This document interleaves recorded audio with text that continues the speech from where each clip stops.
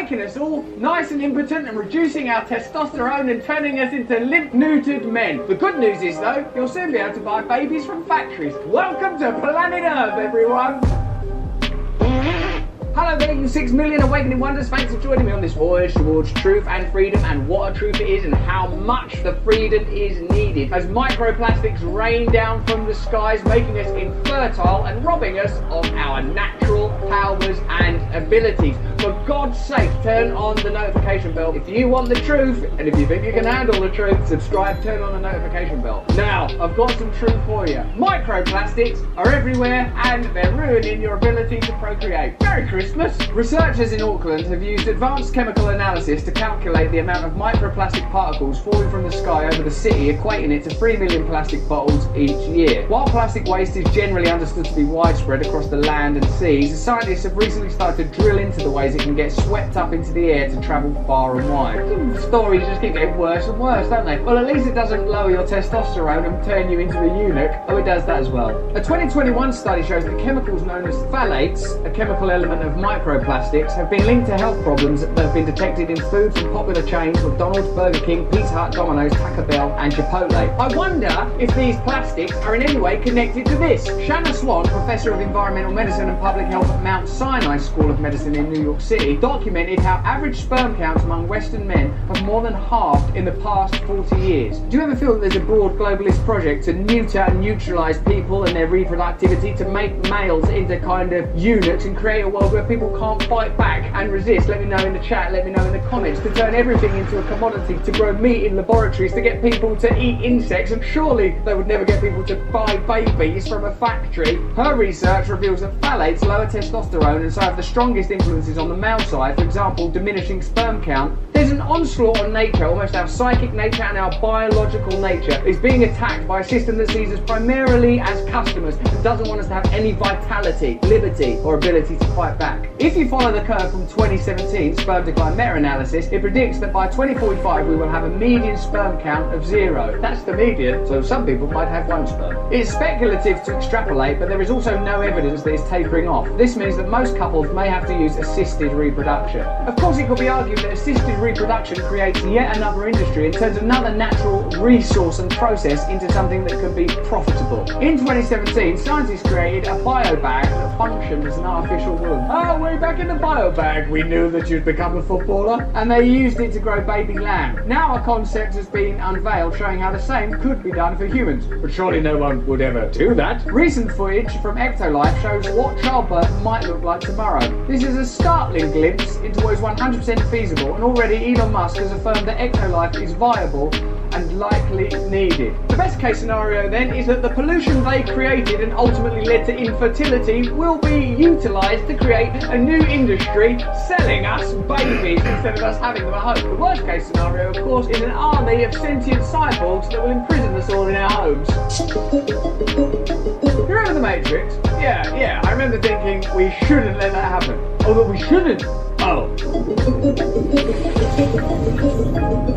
Introducing Ectolife, the world's first artificial womb facility, powered entirely by renewable energy. First question, before we go any further about your real-life Matrix baby factory, that energy better be renewable, because your fucking soul isn't. Ectolife allows infertile couple to conceive a baby and become the true biological parents of their own offspring. Perhaps it's why we live in times of delirium, where we're uncertain about how we're supposed to live and who we're supposed to be. And to clarify, I believe that people should be able to express themselves however they want to and identify however they want to. But the industrialization and technologization of the most natural processes that are afforded to us, I don't think is going to lead to a utopia. When you look at this, do you think utopia's on its way? The facility features 75 highly equipped labs. I don't really feel that comfortable with a sushi bar where what's on the menu is little babies. I'll have 1 brown one and 2 white ones, please.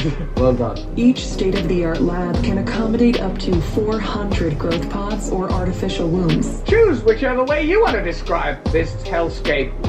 I think I'll go with growth pods. Nice choice, sir. Welcome to freedom. Every pod is designed to replicate the exact conditions that exist inside the mother's uterus. It's exactly like that. You can't sort of digitally recreate the experience of someone else's beating heart and love. And I know that some people actually believe that you can, but this is all just a synthetic experience, absolutely devoid of spirit, and that everything can be mechanized, materialized, rationalized, recreated through technology. But what that will lead to, in my opinion, is the centralization of more and more power and control, and the loss of the most vital thing we have, our spirit, our ability to be human in all our fallibility and all our flaws. We have lost our connection to nature, and I feel that old Ectolife there, perhaps with the best intentions in the world, might be doing the work of Satan. A single building can incubate up to 30,000 lab-grown babies per year. Listen, I love the concept, growing babies in the lab. I love it. What's not to love about all babies looking like little rotisserie chickens, all lined up in their little pods? But is there enough babies in that lab? Sure, there's up to 30,000. Well, that's all I needed to know. You have my money. Ectolife allows your baby to develop in an infection-free environment. Right, the heightened fear, pandemics, germs, disease. You don't need to worry about that, man. We'll grow your baby in a germ-free and love-free environment. Actually, the Matrix now. I've got one of those babies like,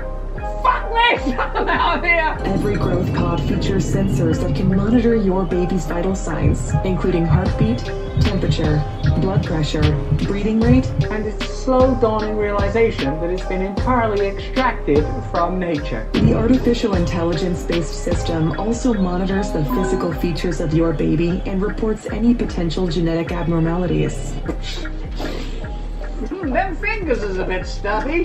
Straight to the lab, little buddy. Ectolife growth pods feature internal speakers that play a wide range of words and music to your baby. Fuck off. What, they're going to be super babies coming out and speaking ancient Greek and being able to do calculus. The bad news is you've all compromised your soul and allowed the world to become one kind of Apple planet where everything's a commodity and we can have designer babies that we order. The good news is, though, that your baby, well, give it the clarinet. This is going to blow your fucking mind.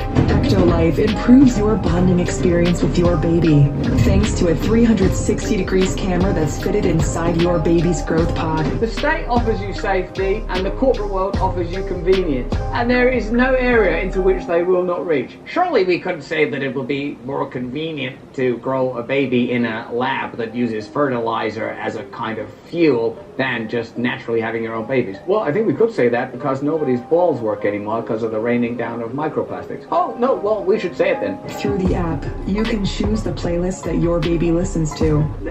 It's enough fucking trouble looking after the little bastards when they're born. I want to be doing their playlists before. You can also directly sing to your baby and make them familiar with your voice before birth. I've given up my spirit and my soul for this. Whap, whap. Quack, baby, or straight to the lab. I'm afraid to say your baby was non-compliant. We asked it to wear a mask, and I think it refused. I couldn't understand it. It was speaking in Mandarin, which is impressive, which is why it's all the sadder that we've had to flush it. Our goal is to provide you with an intelligent offspring that truly reflects your smart choices.